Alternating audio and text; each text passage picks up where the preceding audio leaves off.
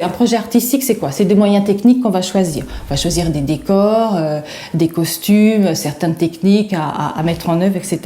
On va choisir des acteurs. Il y aura peut-être une personne sur scène, mais il y en aura peut-être 50.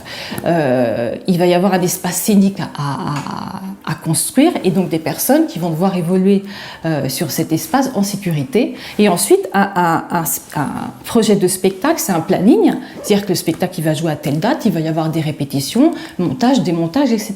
Donc tout ça, bien sûr, ça joue sur l'activité des techniciens. Au niveau des relations professionnelles, ils vont être amenés à travailler, à être en coactivité avec des personnes qu'ils ne connaissent pas forcément au départ, des nouveaux artistes, des chorégraphes, d'autres techniciens intermittents qui viennent par exemple de la compagnie qui est accueillie ou des permanents d'une autre troupe. Donc ils vont devoir travailler avec ces personnes-là. Ça va jouer au niveau de la professionnalisation des parcours, de leurs compétences. Idéalement, le projet artistique, les choix artistiques d'une structure devraient déterminer le plan de formation, devraient déterminer les compétences qui sont à développer dans l'année. C'est dommage d'aller chercher des compétences à l'extérieur quand on pourrait les avoir en interne et quand on pourrait anticiper. Donc ça joue sur les compétences qui sont requises au niveau des techniciens et si on arrive à faire développer ces compétences, du coup on sécurise les parcours.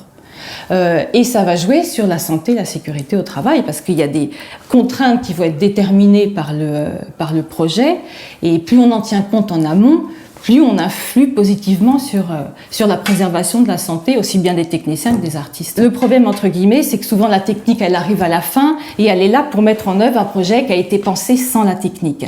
Et c'est important, dès l'amont, d'introduire la technique dans les choix, même dans le planning ou dans le choix des spectacles, pour que tout ça, ça soit discuté le plus rapidement possible et que sur la base du consensus, artistes et techniciens, on fasse des choix.